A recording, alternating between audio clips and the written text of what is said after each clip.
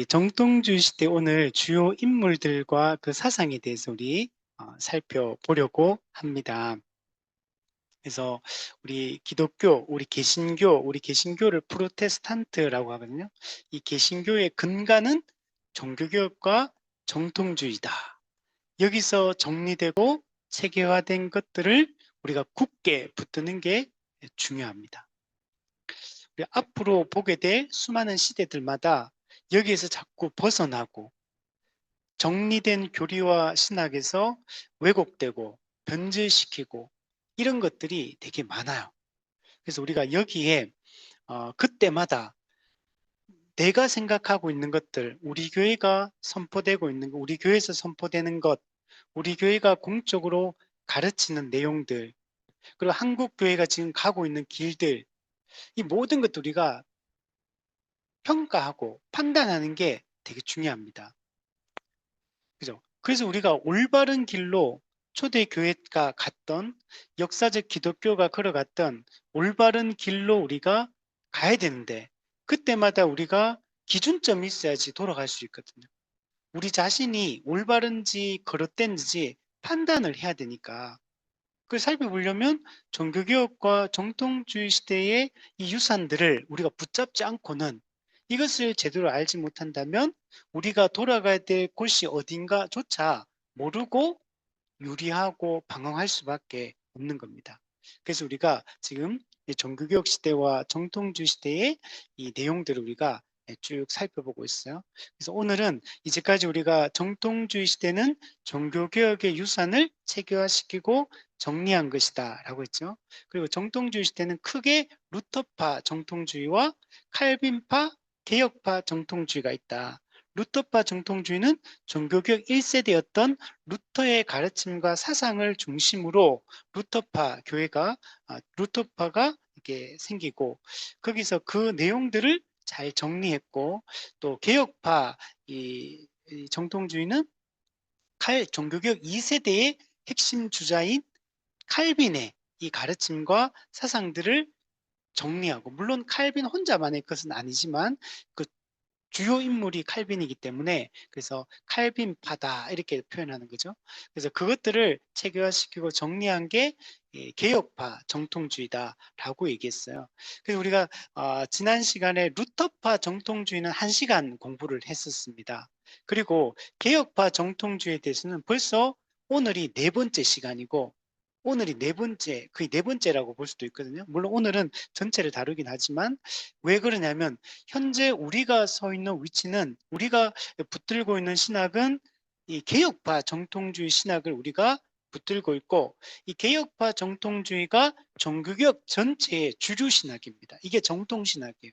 그래서 우리가 이 개혁파 정통주의에 대해서 우리가 꼼꼼하게 지금 살피고 있는 겁니다. 그래서 개혁파 정통주의 전체적인 내용들을 한번 살펴보고 그리고 우리가 개혁파 정통주의 사상들이 정리된 게 도르트 신조와 웨스트민스터 신앙 고백서였다라고 했죠. 그래서 네덜란드 개혁교회를 중심으로 도르트 신조가 어떻게 세워졌고 도르트 신조의 주요 내용이 어떤 것인가 우리 알미니안주의 5대 교리에 반해서 칼빈주의 5대 교리가 어떤 내용인지 우리가 살펴보았고 그 지난 시간에는 또 하나 이 개혁파 정통주의는 영국의 청교도들을 중심으로 해서 이 정통주의 시대의 이 신학들이 정리가 됩니다.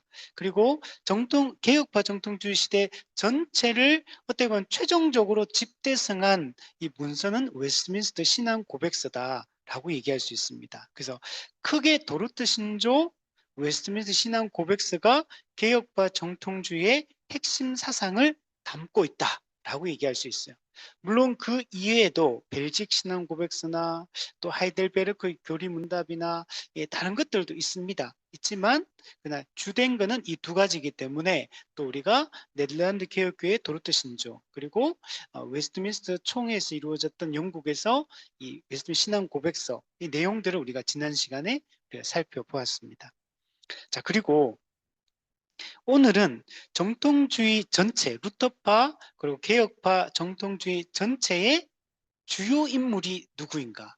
물론 우리가 앞에 공부하면서 이들이 누구인지에 대해서 어느 정도는 살펴봤습니다. 사실은 살펴보고 그래서 어느 정도의 지식은 우리가 갖게 됐는데 오늘은 좀 더 조금 더 자세하게 이들의 주장이 어떤 것이었고 이들이 어떤 인물들이었는지를 좀 살펴보고 또 그때 다루지 않았던 또 새로운 이름들도 조금 등장합니다. 그래서 정통주의의 중요한 인물들을 우리가 이야기를 하려고 합니다.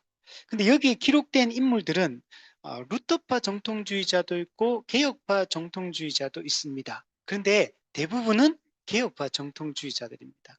루터파 정통주의를 흐름을 이어가는 사람들은 그렇게 많지가 않습니다. 그렇기 때문에 이들에 대해서는 간단하게 보고 주로 이제 정통주의 시대 때 중요한 그 인물들, 주로 개혁파 정통주의자들이 대부분이기 때문에 그들을 중심으로 우리 살펴보려고 합니다. 자, 그리고 정통주의 시대는 크게 세 시대로 나눈다 그랬죠. 정통주의 초기 시대가 있고 전성기, 절정기가 있고 그리고 후기 시대가 있다라고 얘기했어요.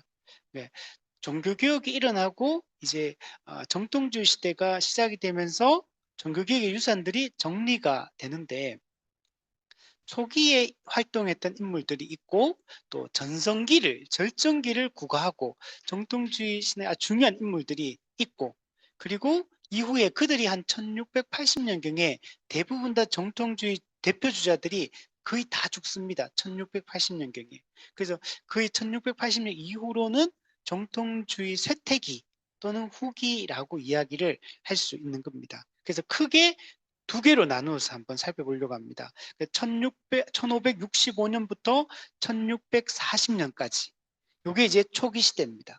그리고 1640년부터 좁게는 1680년까지 좀 더 넓게 볼 때는 후기 시대까지 보면 뭐 1725년 뭐 그 이후로도 보는 분들도 있고 그래서 크게 정통주의는 세 개의 시대로 나누어진다라고 얘기할 수 있습니다.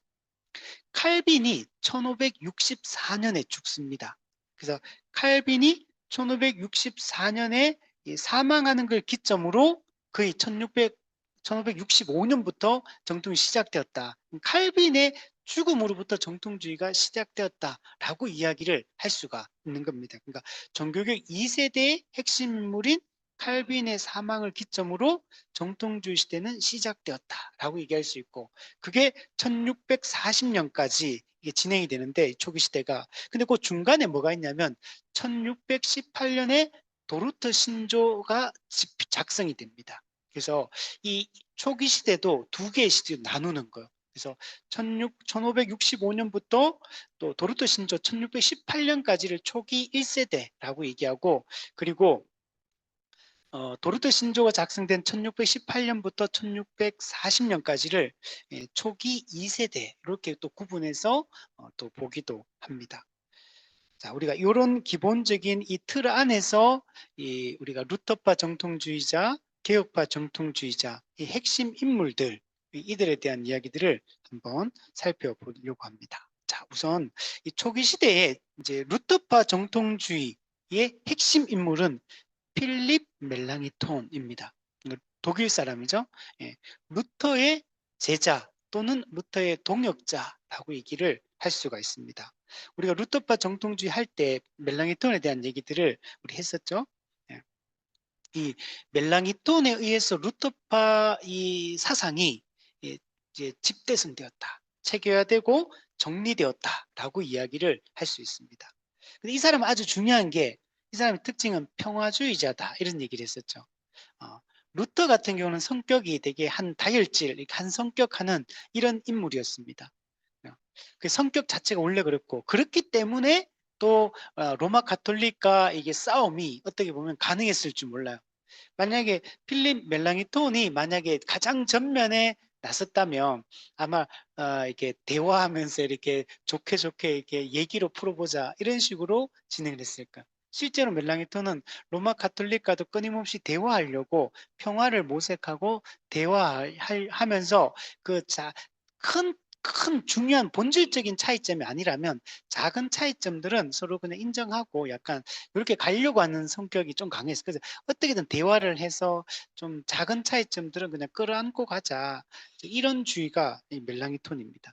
그래서 멜랑이톤은 본질적인 문제냐, 이게 비본질적인 문제냐, 성경의 가르침에서 예, 디아포라 문제냐, 아디아포라 문제냐, 이걸 가지고 이제 멜랑이톤은 이 문제를 중요하게 여겼어요. 그래서 디아포라, 본질적 문제 같은 경우는 성경이 명백하게 얘기하는 것들에 대해서는 그거는 타협할 수 없다. 그래서 로마 가톨릭에 잘못된 것들이 많죠. 그래서 멜랑이톤 그런 것들은 절대로 동의할 수 없다. 이렇게 되지만 성경에서 명백하게 하라, 하지 말라라고 말하지 않는 이런 문제들에 대해서는 좀 서로 차이점을 그냥 서로 조금 약간 인정하자.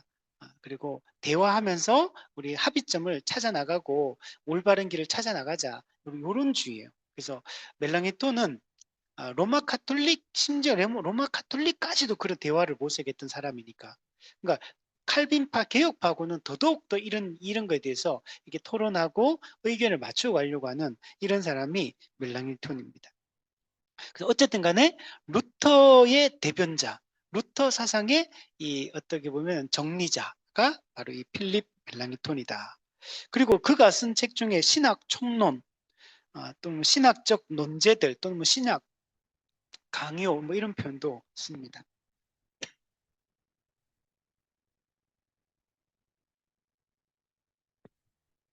멜랑이톤이 이제 이걸 되게 잘했어요. 루터의 가르침들을 이렇게 정리한 이 조직 신학 책이 이 신학 총론이라고 말할 수가 있습니다.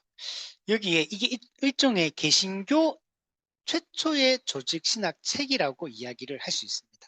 그러니까 멜랑이톤이 로마 카톨릭에 있다가 이제 개신교가 탄생하고 이 전체를 처음으로 정리를 했다. 이렇게 이야기를 할 수 있습니다. 물론 이게 또 그렇다고 해서 막 엄청 자세하고 뭐 이런 건 아니에요. 그렇지는 않지만 전체 주제를 전 분야, 신학의 전 분야를 36장에 걸쳐서 정리를 했기 때문에 그래서 최초의 기독교 조직신학 책이다라고 이야기를 하는 겁니다. 근데 이제 멜랑이토는 루터하고 조금 생각이 다른 지점들이 이렇게 몇 가지가 있었습니다. 그러다 보니까 루터파 안에서 루터의 가르침을 절대적으로 신뢰하고 따르려고 하는 사람들이 있고 약간 멜랑이톤처럼 약간 루터와 조금 다른 성격의 이런 생각들을 가지고 있는 또 멜랑이톤을 따르는 사람들이 있는 거. 그러다 보니까 루터파 안에서 갈등이 대립이 일어날 수밖에 없었습니다. 그러니까 멜랑이톤이 가진 이 사상 때문에 루터파 내부에 어떤 일종의 분열이 일어났다. 이렇게 이야기를 할 수 있습니다. 어떤 게 있냐면 아까 얘기했지만 루터는 로마 가톨릭 절대로 타협할 수 없다. 근데 철저하게 이제 대립하고 또 받아들이지 않고 이제 철저하게 개혁하려고 하는 약간 이런 생각이었다면 멜랑이톤은 우리 비본질적인 문제 로마 가톨릭과도 대화하려고 하는 이런 게 있었고 또 하나 우리 루터가 아주 중요하게 생각했던 게 노예화된 의지, 노예 의지를 루터는 강조했거든요. 인간은 선악과를 따먹고 난 이후에 전적으로 부패하고 타락했고 이제는 선을 행할 수 없고 하나님의 뜻대로 살 수 없고 뜻을 알 수도 없고 살 수도 없는 이런 노예 의지를 가지고 있다 이렇게 생각했거든요. 그러니까 구원은 전적인 은혜 오직 믿음에 의해서 전적인 은혜로 구원받는다. 이제 요렇게 루터는 얘기했는데 멜랑이톤 같은 경우는 이 노예 의지를 반대하고 이 구원에 있어서 신인 협동설, 신인 협력설 좀 비슷하게 이렇게 이야기를 합니다. 그리고 우리가 구원받을 때도 그렇고 그리고 성화될 때 인간의 협력이 필요하다. 이렇게 얘기하면서 우리 책임이 분명히 있습니다. 인간 책임. 그러나 성화도 칭의도 그렇지만 성화도 하나님의 전적인 은혜라고 얘기할 수 있어요. 그 은혜의 결과로서 우리가 칭의를 얻고 성화가 되는 거지. 뭐 하나님의 은혜 플러스 인간의 협력 이런 것들은 약간 이제 받아들이기가 어렵죠. 음. 또 하나의 문제는 이 루터는 그 성찬에 있어서 공제설을 주장을 했는데 이 멜랑이토는 칼빈의 영적 임재설처럼 이야기를 했습니다. 그래서 이 성찬 문제가 되게 큰 문제거든요. 루터와 쯔빙글리도 이 성찬 문제 때문에 이게 함께하기가 좀 어려웠었고 칼빈도 루터도 이 또 성찬이 다르거든요. 이해가. 그래서 이런 부분들에 대해서 이 멜랑이톤과 루터 사이에 또 갈등이 있고 또 그 제자들도 이런 성찬 문제에 있어서 좀 생각이 달랐다. 그래서 멜랑이톤이 칼빈처럼 영적 임재설을 이제 주장해 거기에 동의하고 가르쳤기 때문에 그래서 이 멜랑이톤을 루터파에서는 몰래 들어온 칼빈주의다 이렇게 어, 사실 아까 보면 또 다른 면도 많거든 사실은. 그런데 이 지점에 있어서는 또 칼빈의 가르침에 동의했기 때문에 그래서 몰래 들어온 칼빈주의다 이런 얘기를 했습니다. 자, 그리고 그러니까 이제 우리가 이게 인물들을 살펴보면 한 사람이 현재 우리가 가지고 있는 이 신학에서 우리 정통 신학에서 모든 면에 100% 이렇게 똑같이 가르치거나 동의하거나 그런 게 아니라는 걸 알 수 있어요. 그러니까 우리가 이후에도 보면 정통주의자들 간에도 모든 면에서 모든 세부적인 면까지 다 똑같지는 않아요. 어떤 지점에서 들어가 보면 이 지점은 이 사람이 같은 정통주의자라도 개혁파 정통주의 생각이 좀 다르구나 이런 게 있어요. 그러니까 우리가 이제 그런 것까지 보통 일치시킬 수는 사실 좀 쉽지는 않은 것 같아요. 그렇지만 큰 틀에서 중요한 이 뼈대가 되는 이 모든 것들은 그래도 우리가 동의가 되고 함께 가야 되는 거죠. 그래야지 우리가 같은 교파로서 같은 교단 안에서 이렇게 갈 수 있다는 걸 보여줍니다. 그래서 이런 논쟁들이 되게 많아요. 이게 로마 가톨릭과 개신교 간에도 논쟁이 있고 루터파 개혁파 간에도 논쟁이 있고 루터파 안에서도 논쟁이 있고 개혁파 안에서도 또 논쟁이 있고 그러니까 이런 많은 생각들의 차이를 가지고 있다는 걸 알 수 있습니다. 자, 그리고 이 멜랑이토는 율법의 세 가지 용도에 대한 이 이야기를 하거든요. 우리 율법의 세 가지 용도, 죄를 깨닫게 하고 또 그리스도께 인도하는 초등 교사 역할을 하고 또 구원받은 자들을 또 이렇게 하는 말씀대로 거룩하게 살도록 규범적 역할을 하고 이런 율법의 제3용도 이거는 칼빈의 이 생각과 이것도 멜랑이톤이 거의 같은 생각을 가지고 있습니다. 그러니까 칼빈도 분명히 이 멜랑이톤의 이런 가르침들에 대해서 영향을 분명히 받았을 거라고 얘기를 합니다. 자, 그리고 아까 멜랑이톤이 신학 총론, 개신교 최초의 조직 신학 책도 썼지만 루터파 안에서는 아주 중요한 신앙 고백이 있는데 아우크스부르크 신앙 고백이 있습니다. 그걸 집필한 사람도 이 멜랑이톤이다. 루터 신학의 체계를 정돈한 게 이 아우크스부르크 신앙 고백입니다. 그러니까 루터파가 처음에 로마 가톨릭과 싸우면서 우리가 주장하는 가르침 핵심이 신앙 고백이 뭔지를 이 멜랑이톤이 이걸 정리를 했던 거예요. 그러니까 루터가 정리하진 않았고 루터는 가르치고 멜랑이톤이 이걸 정리해서 루터파 그 당시에 종교개혁 할 때 이 신앙 고백을 이 저수를 하게 됩니다. 자, 그리고 루터가 로마 가톨릭 신학자하고 논쟁을 하는데 그때 루터가 로마 가톨릭 신학자한테 어떤 얘기를 하면 공의회도 잘못할 수 있다 이런 얘기를 해요. 그러니까 교회가 이렇게 이 공의회 총회를 이렇게 여는데 당시 로마 가톨릭은 교회가 결정하고 교회가 이렇게 뭔가를 선언하고 결정하면 이거는 진리거든요. 이거는 권위가 성경의 권위처럼 받아들이는 게 당시에 이게 그 로마 가톨릭의 모습이었거든요. 우리 그 개신교는 성경의 권위를 강조했다면 여기는 전통과 교회의 권위, 교황의 권위 이런 것들을 중요시 여겼거든요. 그러다 보니까 루터가 로마 가톨릭 신학자 싸울 때 그때 싸울 논쟁할 때 공의회도 잘못할 수 있다 이런 얘기를 했고 그러니까 로마 가톨릭 반박할 거 아니에요. 그러면 루터도 이 근거를 제시해야 되거든. 근데 이 근거를 제시할 때 누가 이 세부적인 뒤에서 딱 정리해주고 하는 게 누가 하냐면 멜랑이톤이 이런 일을 해요. 루터는 공의회도 잘못할 수 있다 이러면 멜랑이톤이 그 근거가 뭐가 되는 역사적 근거를 통해 가지고 공의회가 이전에 어떤 잘못들을 해왔는지 성경에서 벗어난 주장들을 했는지 이런 것들을 멜랑이톤이 이 뒤에서 그 역할들을 감당했던 것들을 볼 수 있습니다. 그러니까 되게 좋죠.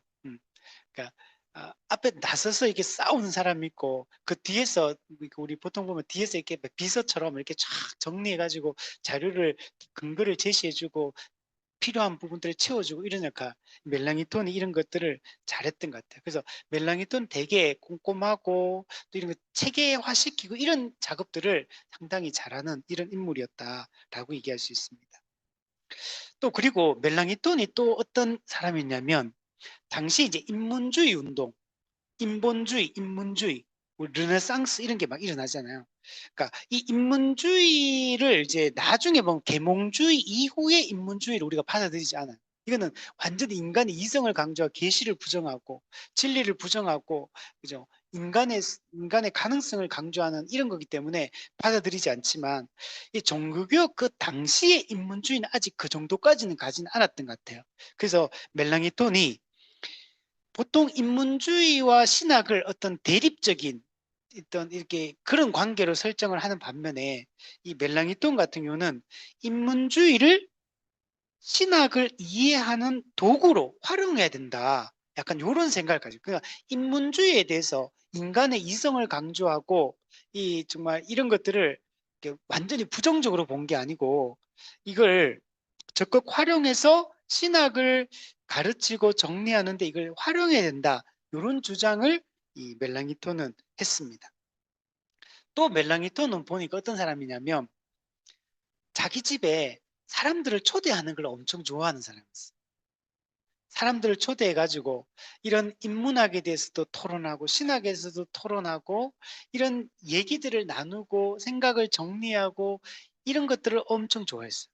특히 청년들을 모아가지고 이런 얘기를 나누고 그 생각을 듣고 또 가르치기도 하고 같이 토론하고 이런 것들을 어떤 대화하고 어떤 신앙적 대화, 신학적 대화 또 어떤 삶에 대한 대화 이런 것들을 나누기를 좋아하는 되게 이 멜랑이톤 주변은 평화주의자에다가 이런 성격의 사람이니까 주변에 아마 사람이 많았을 거야.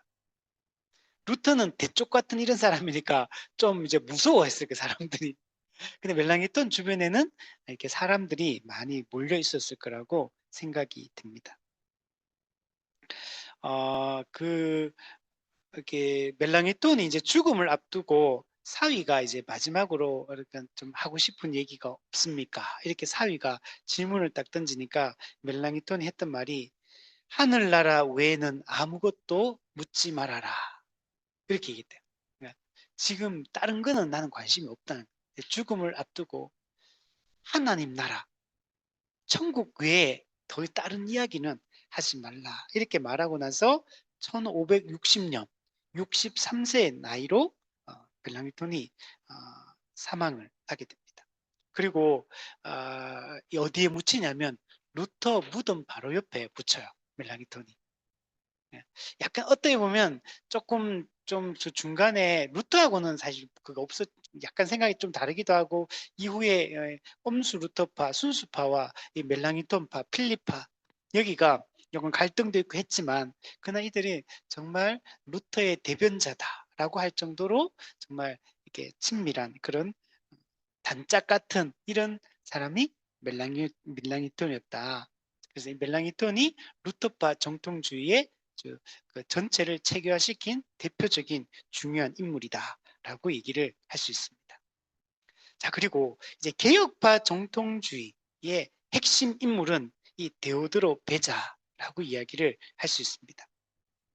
베자는 칼빈의 동역자이며 또한 칼빈의 제자입니다. 이 데오도로 베자는 스위스의 개혁파 신학자입니다. 그리고 이 칼빈의 가르침, 개혁파 가르침을 집대성한 체계화시키고 가르친 인물이 바로 데오도로 베자다라고 말할 수 있습니다. 그러니까 베자에 의해 개혁파 정통주의가 시작되었다라고 얘기할 수 있어요.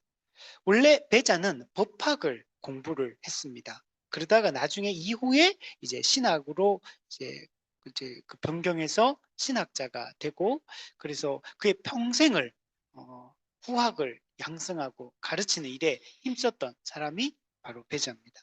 베자는 사실 이제 이 신학자가 되기 전에 시도 되게 잘 썼어요. 그 시인으로서도 활동을 했던 인물이 이 베자입니다. 어쨌든 이 칼빈주의 교리가 이 베자에 의해서 집대성되기 시작했다. 그래서 개혁파의 주요 신학을 아주 일관성 있게 정리해 나갑니다. 그래서 예를 들면 칼빈이 예정에 대해서 이해했던 거와 베자가 이후에 정리했던 거 약간 달라요. 약간의 그 차이점, 뉘앙스의 차이가 있더라고요. 근데 어쨌든 간에 칼빈의 이 예정서를 더 정교화시키고 더 분명하게 만든 거는 이 베자다라고 얘기할 수 있습니다. 베자는 가장 중요한 게 이 제네바 아카데미의 초대 학장으로서 칼빈이 제네바 아카데미를 건립을 하게 되고 이 초대 학장으로 칼빈이 베자에게 요청을 해서 처음에는 거절했다가 나중에 이 요청을 받아들여서 제네바 아카데미의 학장이 되고 그리고 이후에 40년 동안 이 학교를 지킵니다. 그래서 이 제네바 아카데미는 종교개혁 전체에 어떻게 보면 어떤 학교, 존 낙스는 기독교 최고의 학교다 이렇게 얘기했거든요. 이 제네바 아카데미가 이 베자에 의해서 40년 동안 지키며 여기를 학생들을 가르쳤습니다. 목회자도 가르치고 젊은 청년들도 가르치고 그러면서 종교개혁 전체에 유럽 전체에 그 인물들을 배출했던 곳이 이 제네바 아카데미고 이곳에 그 중심 인물이 이 데오도로 베자라고 얘기를 할 수가 있습니다. 그래서 대단하죠. 나중에는 지난번에 얘기했지만 나중에는 학생들이 정말 몇 명 안 남을 정도까지 가고 교수들이 다 떠나고 이제 아무도 없는데 자기 혼자 가르치면서 끝까지 명맥을 유지하려고 했던 사람이 바로 이 베자입니다. 그러니까 베자는 그러니까 40년 동안 그 자리를 지켰다. 그리고 다 어떻게 보면 점점 쇠퇴해가 나중에 쇠퇴해 가거든요. 그렇지만 자기 혼자 남아서 끝까지 그 자리를 지키며 이 일을 완수하려고 자기가 할 수 있는 최선을 다해서 했던 정말 끈질긴 우직한 그러나 또 머리도 좋아요. 그래서 체계화시킨 거 보면 되게 꼼꼼하고 머리도 좋고 이게 정리하고 이런 것들도 잘하고 가르치기도 잘하고 이렇게 했던 것 같아요. 대단한 인물이다. 정말 이런 사람에 의해서 사실은 학문도 발전하는 거죠. 그죠? 공부 잘하려면 우리가 엉덩이가 무거워야 된다. 이런 얘기 하잖아요. 그죠? 이게 엉덩이가 무거운 대표적인 인물이 베자가 아닐까. 우직하게 일들을 합니다. 베자는 나중에 노년에 이제 결혼을 하거든요. 결혼의 주례를 누가 했는지 아십니까? 칼빈이 했습니다. 칼빈이 이 베자의 주례를 해서 이 결혼을 하게 됩니다. 또 이 베자와 칼빈이 조금 다른 점이 있는데 우리 지난번에 프랑스 그 위그노 혁명이 있을 그때 로마 가톨릭이 이 프랑스 개신교인들 위그노들을 성 바돌로메 그 성당에서 학살하는 정말 엄청난 사람들 죽이는 그 사건이 있었거든요.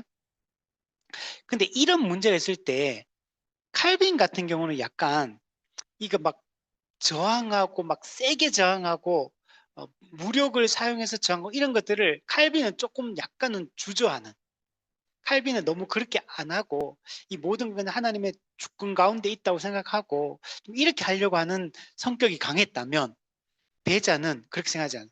이 당시에 이 성 바들롬의 그 축일에 그 수많은 개신교인들이 로마 가톨릭이 죽이고 이 할 때 이 사람 위건어들이 프랑스에서 스위스로 도망쳐 오거든요.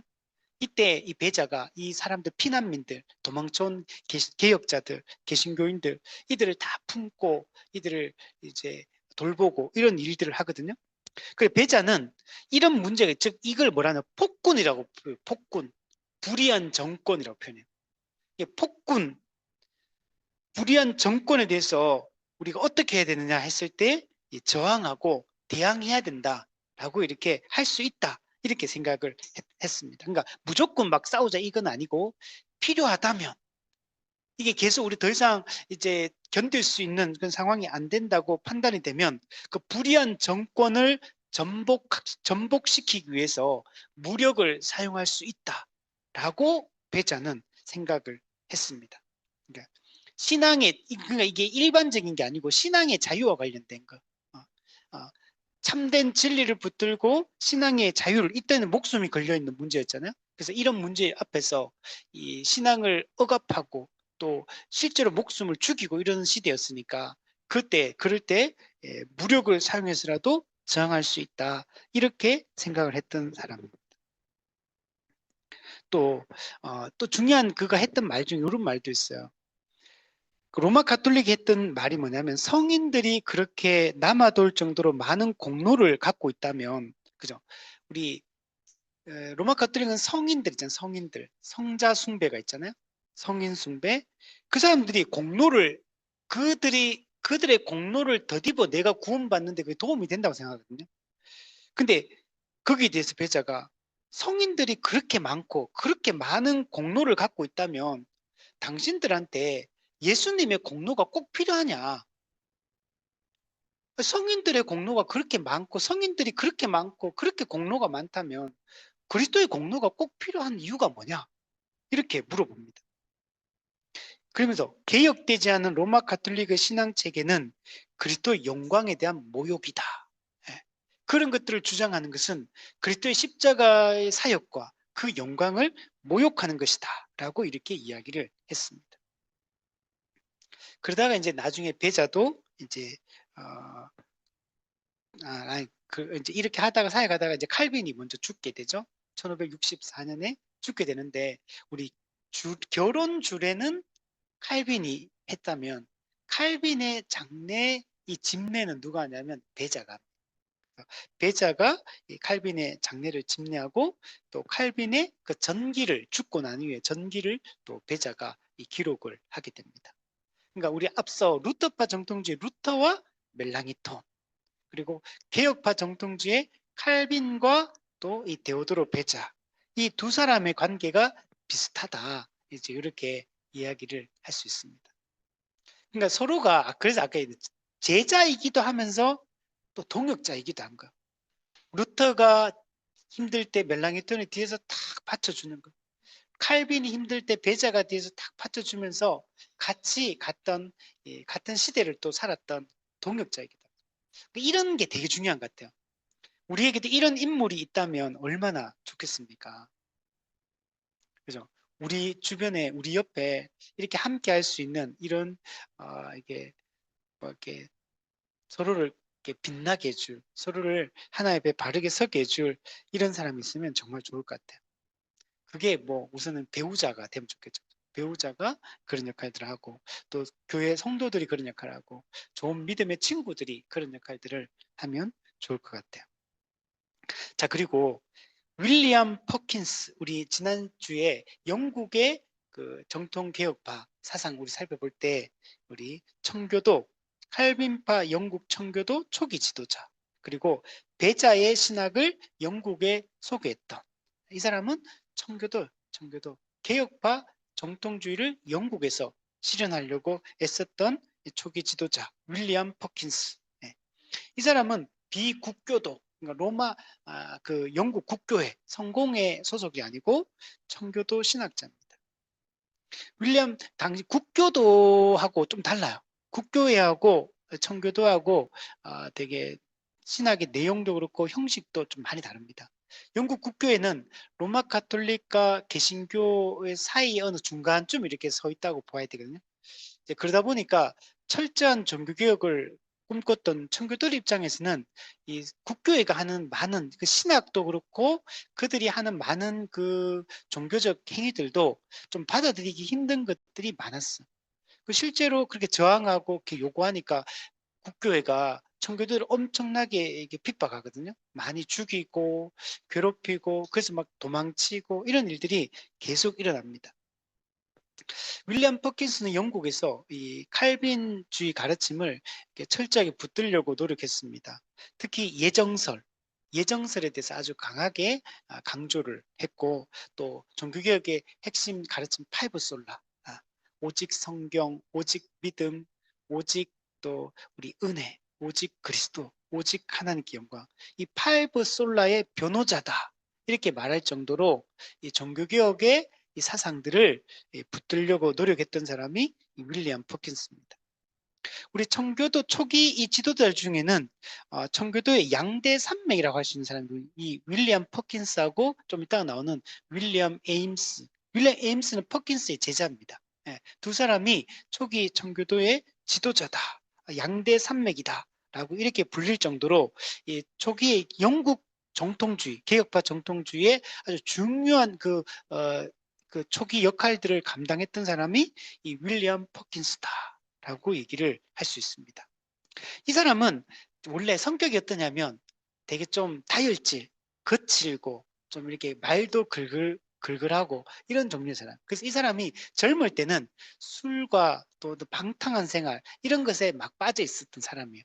이렇게 빠져 있다가 이 사람이 나중에 캠브리지 대학교에 입학을 하게 됩니다. 그래서 캠브리지 대학교 입학하면서 그때부터 이 사람의 삶이 많이 이제 달라지게 됩니다. 많은 변화가 일어나게 되고, 그래서 나중에 이제 이 청교도 이제 신학자가 되게 됩니다.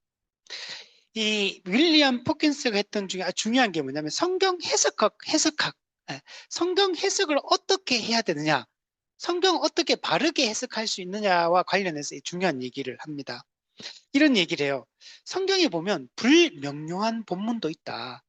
모든 게 명료하지 않다. 그죠? 불명료한 본문이 있을 때 로마 가톨릭은 어떻게 가르치냐면 교회의 전통을 따라라. 과거의 전통이 어떻게 이걸 해석하고 했느냐. 그리고 전통을 따르고, 그리고 생각해봐라. 사색을 해봐라. 이걸 어떻게 이해할지 자기 머리로 생각해보라는 거. 그렇게 해서 이걸 해석했는데, 근데 윌리엄 퍼킨스는 그거는 주관적이잖아요. 객관적이지 않고, 또 로마 가톨릭 교회가 그 이전에 중세 교회가 성경 해석했던 그 전통이 올바르냐? 틀릴 수 있잖아요. 그죠? 루터가 했던 공회도 잘못된 결정을 할 수 있다. 교황도 잘못된 결정을 할 수 있다. 교회도 잘못된 결정을 할 수 있다. 그죠? 그러니까 그걸 믿을 수는 없다는. 그리고 사색이라는 건 진짜 주관적이거든. 자기 경험에 비추어서 자기가 생각한 만큼 이제 그 진리를 판단하는 기준이 이런 게 되면 안 되잖아요. 그래서 윌리엄 퍼킨스는 뭐냐면은 본문에 의해 해석돼야 된다. 본문에 의해 해석되는 것은 본문의 문맥에 따라 문자적, 문법적 해석을 해야 된다. 본문의 기초에서 성경 전체 사상에 빗대어서 이 성경을 해석해 나가야 된다. 이제 이런 얘기를 했어요. 이게 지금 우리가 성경 연구하잖아요. 우리 DBS. 우리가 이 원리들을 우리는 충분히 정말 많이 배웠죠. 근데 이런 사상이 이 윌리엄 퍼킨스에 의해서 이게 후대에게 이 성경 해석학이 많은 영향을 여러분 끼치게 됩니다. 그리고 회심은 어떻게 일어나느냐라고 했을 때 복음적 설교를 듣고 믿음으로 회심한다. 복음적 설교. 그러니까 설교를, 말씀을 듣고 믿음으로 회심한다. 근데 그 복음, 어떤 복음? 어떤 말씀? 복음적 설교. 그러니까 올바른 말씀에 우리 교회 참된 표지 말씀의 올바른 선포, 올바른 성경적 이 가르침들이 선포되고 성도들은 그 설교를 듣고 그리고 성령의 해석을 믿음으로 우리가 회심하게 된다. 아주 우리가 가진 회심 신학과 이게 똑같은 이런 가르침들을 했다는 걸 볼 수 있고, 이 윌리엄 퍼킨스는 나중에 미국 대륙에서는 나중에 경건주의 운동이 일어난다면 미국에서는 이게 1차 대각성 운동이 일어나게 됩니다. 이때 주된 인물이 조나단 에드워즈거든요. 이 조나단 에드워즈가 이 윌리엄 퍼킨스의 영향을 많이 받게 됩니다. 그러니까 이게 제가 공부하면서 느낀 게 뭐냐면 이게 다 연결돼 있어요. 다 연결돼 있고 앞선 믿음의 선배의 그 가르침들이 많은 사람들에게 후대에게 계속 이게 이어져서 이게 우리까지 왔구나. 이걸 너무 많이 봐요. 자, 그리고 또 중요한 얘기를 하는데, 우리가 어느 정도의 어떤 경제 생활을 해야 되느냐라고 했을 때 중산층 정도의 어떤 절제된 생활을 해야 된다. 이걸 강조합니다. 그러니까 이 사람이 성도는 너무 부자가 되면 안 된다. 중산층 정도. 이게 부유하게 되는 건 어떤 거냐? 어린아이 손에 날카로운 칼을 그 손에 쥐어주는 것처럼 위험한 것이다. 그죠? 예수님도 말씀했잖아요. 부자는 하나님 나라에 들어가기가 어렵다. 그죠? 낙타가 바늘귀로 들어가는 것보다 어렵다. 이런 얘기를 하잖아요. 그래서 필요 이상의 물건을 소유하는 것을 윌리엄 퍼킨스는 이걸 주의하고 경계하라고 얘기해요. 오늘 집에 가면 빨리 물건 정리하세요. 빨리 버릴 걸 버리고 너무 많은 소유를 하는 건 좋지 않다. 이렇게 봤습니다. 그리고 이거는 청교도는 이런 사상을 되게 많이 가지고 있어요. 그래서 되게 저는 너무 동의가 되고 맞는 것 같아요. 우리가 부자가 예수 믿기 힘들거든요. 그렇죠? 하나님을 의지하지 않아도 다른 걸 의지할 게 많으면 믿기가 어렵거든요. 자, 그리고 이 윌리엄 퍼킨스는 황금사슬 이론이라는 걸 강조를 합니다. 그 로마서 8장에 나오는 황금사슬.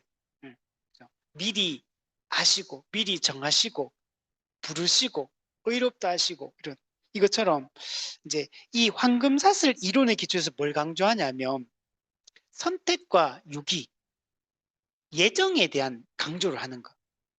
그래서 이 하나님의 주권적 선택과 유기를 인정하지 않고 믿지 않는 사람들이 많은데 이 칼빈파의 가르침을 따라 윌리엄 퍼킨스는 이 선택과 유기, 하나님의 절대 주권 이걸 강조하기 위해서 이 황금사슬 이론을 강조를 합니다. 그리고 구원은 하나님의 선물이지 구원이 어떤 세례를 받거나 외적인 신앙 고백을 하거나 교회의 어떤 의식에 참여한다고 해서 그게 구원이 이루어지는 게 아니다 라는 얘기를 합니다. 이걸 왜 얘기하냐면 로마 가톨릭은 그런 걸 강조하거든. 세례 받는 게 곧 구원, 의식에 참여하는 게 곧 구원과 연결되고 외적인 신앙 고백하는 게 구원과 연관된다고 보니까 물론 그거는 우리한테도 다 중요하고 세례도 중요하고 신앙 고백 중요하고 다 중요한데 그 자체가 구원하는 건 아니라는 거예요. 구원은 예수 그리스도의 십자가 공로를 성령의 은혜로 믿음으로 구원을 받는 거죠. 오직 은혜, 오직 믿음. 이게 이제 이걸 강조를 했던 겁니다. 그리고 퍼킨스 아까 성격이 좀 다혈질이잖아. 좀 약간 이렇게 되게 거친 이런 성격이거든요. 그러니까 되게 루터하고 비슷해. 루터하고. 좀 이게 그래서 이 퍼킨스의 설교에 대한 얘기들이 있는데 설교들이 되게 명확하고 되게 실제적이고 그리고 힘이 있는 그리고 어떤 그 책에 보니까 사자후를 바란다 이렇게 설교가 선지자적이야. 퍼킨스의 설교는 아주 막 강한 이게 막 이런 형태의 설교인 거야. 선지자적인 설교. 그래서 그 퍼킨스 설교를 하면 어떤 그 되게 뭐 웅변처럼 막 되게 이렇게 성격이 이런 성격이다. 그래서 그런지 몰라도 그 사상도 되게 선명하고 옳고 그름이 되게 이게 예스 노가 이 사람은 되게 선명한 이런 아닌 건 아니고 맞는 건 맞고 이런 게 명확하고 그리고 눈치 보고 이런 게 아니고 명확하게 성경의 가르침대로 이 웅변적 설교 아주 그 설교에 아주 힘이 있고 강하고 이런 설교였다라고 얘기를 합니다. 윌리엄 퍼킨스 영국 개혁파 정통주의의 초기 지도자 윌리엄 퍼킨스. 자, 그리고 우리 그 밑에 보면 윌리엄 에임스부터 먼저 한번 볼게요. 윌리엄 에임스는 아까 말했던 영국의 이제 청교도고 퍼킨스의 제자입니다. 원래 이 사람이 영국에 있다가 그 국교회에 받기 때문에 네덜란드로 이주를 하게 됩니다. 그리고 윌리엄 에임스는 되게 퍼킨스하고 양대 청교도 신학의 이제 산맥을 이룬다고 할 정도로 되게 그 중요한 역할들을 많이 했던 사람이라고 할 수 있고 이 퍼킨스의 설교를 듣고 이게 회심을 해서 이제 신앙 생활이 본격적으로 시작이 됩니다. 근데 이 사람은 제일 중요한 게 뭐냐면 지난주도 잠깐 얘기했는데 영국에서 네덜란드로 이주해가 이제 네덜란드에서 이제 청교도로서 개혁 신학을 가지고 살아가고 있는데 그 당시에 네덜란드는 어떤 문제가 있었냐? 알미니안주의 문제가 있는. 그래서 네덜란드 개혁 교회가 그래서 그 도르트 총회를 열어가지고 그들과 논쟁하고 토론하고 그리고 그 결과로서 도르트 신조가 만들어지게 됐다 했잖아요. 그래서 이 윌리엄 에임스는 네덜란드 교회 안에서 이 알미니안 주의자들과의 싸움. 그래서 이걸 철저하게 그 학론파의 가르침들을 이게 반박하고 이렇게 그들의 그걸 걷어내고 이 칼빈파, 개혁파의 5대 교리, 튤립 교리 이걸 전파하는데 이게 엄청 에너지를 들입니다. 그래서 지난번에 얘기했듯이 이 에임스를 알미니안주의의 망치자, 알미니안주의자들의 망치다 이렇게 이 사람은 알미니안주의 이 교리, 우리 지난번에 했잖아. 조건적 선택, 보편 속죄, 그죠? 그리고 뭐죠? 저항할 수 있는 은혜, 구원의 탈락 가능성, 조건적 그죠? 견인, 이런 얘기하고 뭐 부분적 타락 이런 얘기 하잖아. 이런 얘기 하잖아. 가가지고 여기 가가지고 박살 내버리는 거야. 망치로 이제 박살 내버리는 거야. 그래서 이 윌리엄 임스를 네덜란드의 칼빈이다 라고 할 정도로 엄청 선명한 생각들을 가지고 이 개혁신앙을 지키려고 노력했던 사람이 이 윌리엄 임스입니다. 그리고 윌리엄 임스는 여러분 언약 신학을 강조했어요. 언약 사상. 우리 지난 시간에도 영국에도 그랬다 했죠. 이 언약 사상을 강조를 하게 되고, 그래서 그 가르침을 누가 받냐면 좀 이따가 나오는 요한 코케이우스.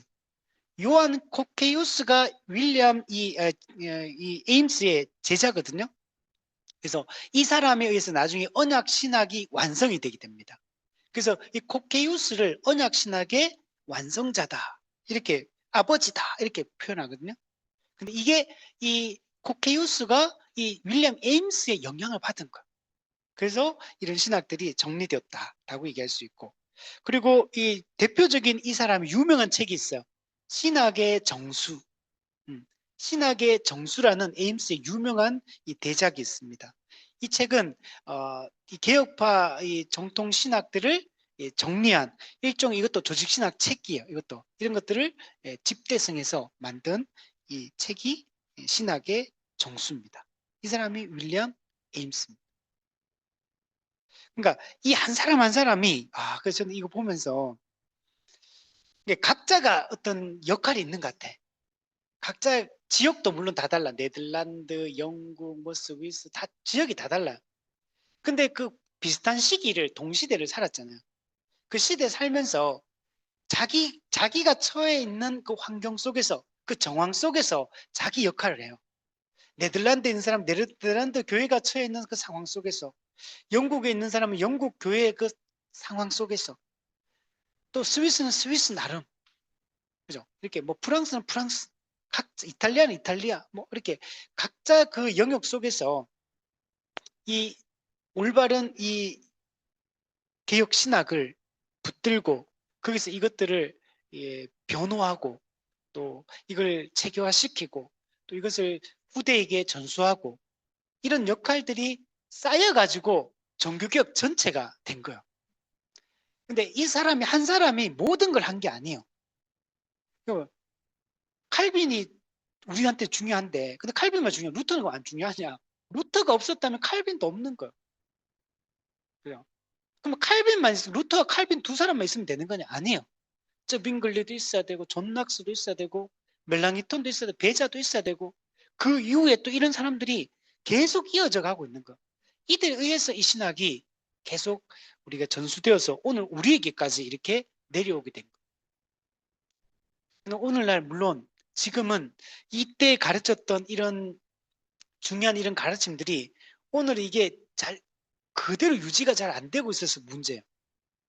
지금 여기서 이게 종교개혁자들이 가르쳤던 이런 사상들이 오늘 우리 한국 교회가 또는 우리 목회자들이, 신학자들이 이걸 견고하게 전체를 받아들이고 배우고 알고 이렇게 믿고 가는 사람들은 소수고, 그러니까 많이 어떤 영역마다 변질되고 왜곡된 이런 것들이 너무 많은 거예요. 그래서 오늘 우리도 우리 역할을 해야 되는 거죠. 저도 뭐 목회자로서 이런 작은 개척교회 목사지만, 그러니까 뭐 이렇게 약간 낙심도 되거든 사실은. 이렇게 사람도 몇 명 없는데 그냥 거기 하는 게 무슨 뭐 하는 거 뭐 무슨 뭐 영향이 있겠나, 이런 마음도 막 들거든요. 그렇지만 제가 할 수 있는 거는 또 뭐 내가 처한 이 상황 속에서 해야 되니까, 그래서 나는 내가 하는 반 나도 그 최선을 다해보자, 약간 이런 마음인 거지. 근데 이게 그런데 곳곳에서 이런 생각을 가진 사람들이 지금 다 활동을 하고 있을 거잖아요. 그래서 하나님 보실 때는 이 전체가 모이고 쌓여서 하나님 이 복음을, 이 신학을 올바르게 또 이어가게 만들고 또 주님의 교회들을 곳곳에 세워가고 있다라고 생각이 됩니다. 자, 그리고 우리 그 위에 보면 자카리아스 우르시누스. 이 우르시누스도 중요한 인물이에요. 이 사람 독일 사람. 독일. 하이델베르크 대학교 신학 교수고 이 유명한 하이델베르크 요리 문답을 저술을 한 사람. 혼자 한 건 아니고 올레비아누스와 같이 했어. 근데 그 중심 인물은 우르시누스입니다. 우리도 교회 우리 주일마다 우리 하이델베르크 요리 문답을 계속 문답하잖아요. 그래서 이게 되게 내용이 정말 좋아요. 독일의 개혁주 신학자. 근데 원래 독일은 누구 고향이에요? 루터의 고향, 멜랑이톤의 고향. 그죠? 원래 그래서 독일은 루터파가 되게 세요. 물론 독일은 당시에 신성 로마 제국 해가지고 로마 가톨릭을 옹호하는 카를 5세 이런 사람들이 막 있어요. 그리고 그 로마 가톨릭의 입장에서 있는 그 신성 로마 제국에 그 사람도 있어요. 그러나 루터 종교가 일어난 이후에 독일은 루터파가 점점점 더 이렇게 세력을 장악해가는 이런 시기였고 이런 분위기였고, 근데 반대로 칼빈파, 개혁파는 독일 안에서는 그렇게 힘을 못 씁니다. 사실 아주 대단한 루터가 있었기 때문에. 그래서 칼빈파는 힘을 못 썼는데, 그런데 이 독일에서 이 개혁파 정통주의의 대표 주자로서 이 우르시누스가 여기서 이 칼빈의 이 가르침들을 여기서 가르치고 있다는 거예요. 이게 되게 놀라운 거예요. 여기서는 이런 게 개혁파가 여기 뿌리내기가 되게 쉽지 않은 그런 지역임에도 불구하고 정말 그 힘든 과정 속에서 이걸 합니다. 이 우르시누스는 원래 멜랑이톤의 영향을 많이 받습니다. 원래 초기에는. 그러다가 나중에는 이 칼빈의 영향, 베자의 영향 이렇게 또 이렇게 받게 됩니다. 이 사람이 얼마나 대단한 사람이냐면 루터파 정통주의 핵심 그 사상을 정리한 게 일치신조라고 했죠. 이 일치신조에 서명하기를 요구되었는데, 근데 이 독일에서 루터파의 그 일치신조에 서명을 거부합니다. 나는 이 신학에 동의할 수 없다. 대단한 인물이에요. 이게 쉽지 않아요. 이게 전체 분위기가 루터파 분위기인데, 그래서 어떤 게 이 서명을 일치신조의 서명을 거부하고 이 신학에 나는 동의할 수 없다. 그래가지고 어떻게 된지 아십니까? 하이델베르크 대학교 교수였거든요. 교수에서 잘립니다. 네. 그러니까 이게 그냥 단순히 뭐 신앙 고백 뭐 동의 안 한다고, 아니요. 이게 로마 가톨릭은 동의 안 하면 그 죽여버렸고 옛날에는. 근데 지금은 죽이진 않는데 교수에서 자르는 거예요. 영국도 그랬다 그랬잖아요. 국교회도 개신교고 청교도도 개신교고, 근데 국교회가 청교도들을 정말 엄청나게 핍박하고 죽이고, 근데 막 도망치고 그렇게 복음이 흘러왔거든요. 여기서도 마찬가지인 거예요. 그래서 교수직을 이제 내려놓게 되고, 근데 이 우르시누스가 얼마나 이게 강심장이냐면 잘리고 나서 기독교 권고라는 책을 쓰는데 그 책을 통해 가지고 이 일치신조를 강하게 반박합니다. 일치신조가 기록되어 있는 루터파 신앙 고백의 문제점들을 강하게 지적해요. 그래서 반박을 이렇게 하게 됩니다. 우리 앞서 얘기했듯이 루터는 좀 더 이게 칼빈에 좀 가깝고 멜랑이토는 좀 더 약간 먼 측면도 있거든요. 물론 어떤 면은 또 다르지만. 그래서 순수 루터파가 있고 순수파가 있고 멜랑이톤파가 있다 했잖아요. 그래서 그게 나중에 그게 어느 정도 조율해가지고 약간 중간에서 정리한 게 일치신조거든요. 그러니까 개혁파, 개신교가 가지고 있던 개혁신은 약간 후퇴한 내용인 거야. 일치신조가 루터파 일치신조는 순수파와 강경파와 약간 이렇게 화해파가 이렇게 평화파가 같이 있다 보니까 약간 후퇴하면서 이게 정리가 됐기 때문에, 그러니까 우르시누스는 여기에 동의하지 않는 겁니다. 그러나 나중에 이제 하이델베르크 요리 문답이 이제 만들어지게 되고, 그리고 개혁파의 공적 신앙 고백의 표준이 바로 이 하이델베르크 교리 문답이다라고 얘기할 수 있고, 그리고 모든 신학 교육의 기초가 되는 게 이 독일에서 하이델베르크 교리 문답이에요. 그리고 여러분 어떤지 주일 오후 되잖아요. 우리 교회는 주일 오후 되면 우리가 교리도 공부하고 또 성경 연구 우리 같이 토론하고 하잖아요. 근데 여기는 뭘 했냐면 이 하이델베르크 교리 문답을 주일 오후 때 어린이들 성인들 해가지고 이거 가르쳤어요. 주일 오후 때. 우리 한국 교회도 예전에 보면 주일 오전에는 설교를 이제 하고 오후에는 이런 교리 가르치거나 옛날에 초대교회 우리 한국 초기 교회 때 보면 아니면 수요일이든지 이런 교리 가르치고 이런 거 많이 했거든 옛날에는. 근데 이게 점점 내려오면서 이게 희미해지고 안 가르치기 시작했던 거. 사실 우리 한국 초기 교회가 이런 거 잘했거든요. 그래서 되게 바르게 하고 했는데 좀 뒤로 많이 물러났다고 볼 수 있습니다. 자, 그리고 리차드 십스. 이 사람은 영국의 청교도 신학자입니다. 그리고 이 리차드 십스는 언약 신학을 또 이 사람도 강조를 합니다. 언약 사상을 중요하게 여겼고, 그리고 이 사람은 청교도들은 약간 뭐랄까 국교와 막 싸우던 사람이잖아요. 맨날 핍박받고 도망치고 막 이렇게 하던 사람이니까 약간 이들의 메시지는 어떻겠어요? 좀 온화할까요? 아니면 거칠까요? 되게 투박하고 청교도들이 물론 잘 가르치지만 되게 힘이 있고 막 세게 가르치고 이렇게 선명하게 가르치고 이게 청교도들의 설교거든요. 보통. 근데 리차드 십스 같은 경우는 특별하다 그러더라고요. 좀 특이하다. 청교도들 중에는 되게 온건한 설교자다. 이렇게 표현돼 있더라고요. 온건하다. 그러니까 이 사람도 약간 멜랑이톤 약간 비슷하더라고. 지금 온화하고 좀 온건하고 좀 이런 종류의 사람입니다. 그래서 이 사람 리차드 십스와 관련돼서 이 사람에게 표현되는 그 용어들을 보니까 겸손하다, 신중하다, 온유하다, 평화, 뭐 또는 예의, 뭐 이런 단어들이 이 사람에게 단어가 많이 쓰이고 있습니다. 그리고 리차드 십스는 사실 되게 위대한 인물입니다. 이 사람도. 이 사람이 그 존 오웬 영국의 이제 청교도 3대 거장이라고 할 수 있는 사람들이 있거든요. 그 중에 존 오웬, 또 리차드 십스, 그리고 토마스 구딘 이런 사람들이 3대 거장이라고 불리거든요. 그 중에 한 명이 리차드 십스예요. 그래서 그만큼 성품 되게 온화하고 이렇게 했지만 되게 청교도들에게서 중요한 역할을 했던 사람입니다. 그리고 이 사람은 아까 온건한 설교자라고 했잖아요. 그리고 뭐 겸손, 온유, 신중 뭐 이런 거라고 했잖아요. 이 사람이 설교를 할 때 이렇게 막 선지자적 메시지 이런 게 아니고 좀 상처 입은 사람들을 치유하는 설교. 좀 메시지 자체가 하나님의 은혜와 또 하나의 긍정적인 부분 이렇게 접근해 가지고 사람들을 영혼을 이렇게 회복시키는 이런 종류의 설교자예요. 어떤 건지 알겠습니까? 그래서 이 사람은 표현하는 게 상처를 치유하는 영혼의 의사다. 약간 상처받은 사람들 이런 사람들을 위로하고 뭐 예를 들면 성도들 뭐 죄짓고 이런 연약한 사람이죠. 이런 것들 막 책망하는 퍼킨스 같은 거는 막 이런 거 있으면 그냥 막 강력하게 막 책망하고 이런 사람이라면 리차드 십스는 그런 게 아니고 보듬고 이 사람 잘 온유하게 가르치고 그래서 이 사람을 변화시켜 나가는 상처 입은 영혼의 의사다. 이렇게 표현을 합니다.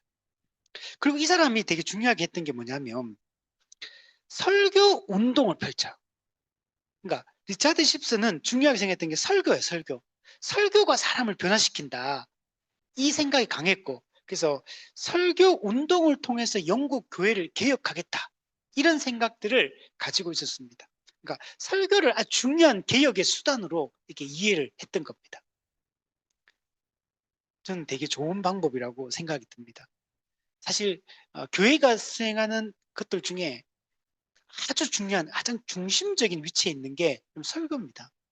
우리가 생각할 때는 설교는 지루하고 재미없고 빨리 끝났으면 좋겠고 이런 걸로 인식이 지금 되고 있고 그래서 누가 뭐 안 좋은 얘기할 때 누가 길게 막 얘기하면 좀 설교 그만해라 이런 말 막 성도들끼리도 막 하잖아요. 근데 설교라는 게 되게 부정적으로 이렇게 와닿는데 사실은 기독교에서는 설교가 정말 중요한 방법, 하나의 방법이에요. 설교는 여러분 아무리 앞으로 뭔가 변화되어도 설교는 항상 교회의 근간이고 중심이에요.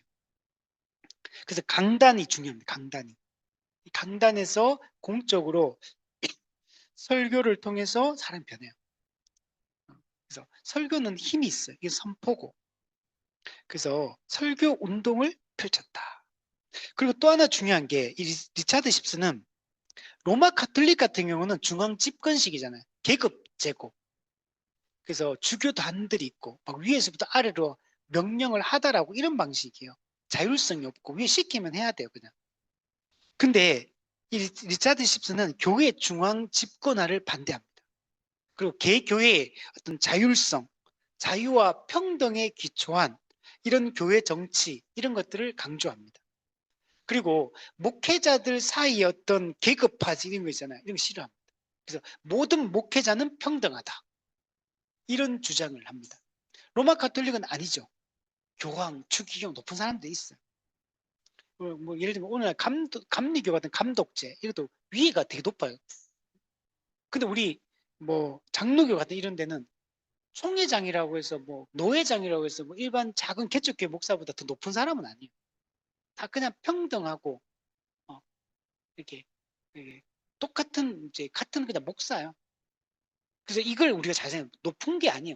우리 교회도 담임 목사, 부목사 이것도 사실은 말이 안 좋은 말이에요. 이게 물론 의미적으로는 이해는 되죠. 이해는 되지만 우리 자꾸 담임 목사가 더 높아 보이잖아. 부목사보다. 그죠? 전도사보다는 강도사가 높고 강도사보다 목사가 높고 그 목사도 이제 부목사도 또 계급도 있어. 행정 목사 뭐 있고 뭐 아니면 그냥 일반 목사 뭐 이런 것도 있고 뭐 전임 사역자냐 뭐 파트 사역자냐 같은 목사인데 담임 목사 뭐가 이게 또 시찰장, 노회장, 총회장 그 뭔가 더 높아 보여. 사실은 아니라는. 목사는 그냥 목사야. 다 같은 목사. 담임 목사도 목사, 부목사도 목사. 그러니까 목사는 목사, 파트타임도 목사, 전임도 목사. 그냥 목사예요, 그냥. 리차드 십스가 이런 것들을 되게 강조를 많이 했습니다. 교회 정치에 대해서도 되게 올바르게 생각을 하려고 많이 했던 사람입니다. 자, 그리고 사무엘 러드포드, 러드퍼드 또는 러드포드, 영국 청교도입니다, 이 사람도. 그다음에 웨스트민스터 총회에 스코틀랜드 대표로 참석해서 웨스트민스터 신앙 고백서가 만들어질 때 중요한 역할을 했던 사람입니다. 이 사람은 영국이 나눠지잖아요. 스코틀랜드, 잉글랜드, 아일랜드 나눠져 있잖아요. 그러니까 우리가 영국 보통 국교를 할 때 잉글랜드를 얘기하는 거. 예, 지금도 잉글랜드 제일 세잖아요. 지금도. 그죠? 그러니까 근데 사무엘 러더포드는 스코틀랜드 장로교, 존 낙스에 의해서 시작된 장로교, 예, 장로교 목사입니다. 목사요, 신학자. 이 사람이 이제 사무엘 러더포드가 이제 강조했던 게 뭐냐면 국가와 교회의 관계성 여기에 대한 얘기를 중요하게 했어요. 우리 지난번에 얘기했었는데 국가와 교회는 하나님이 세운 기관이에요. 그래서 국가는 국가의 기능이 있고 교회는 교회의 기능이 있습니다. 하나님이 국가에게 부여하신 기능을 교회가 간섭할 수 없어요. 예를 들면 지난번에 코로나 사태 있었을 때 국가가 뭐 사람들 많이 모이면 이거 전염병이 위험하다. 그래서 그 뭐죠? 이렇게 금지 이런 거 했잖아요. 거리두기 이런 거 막 하잖아요.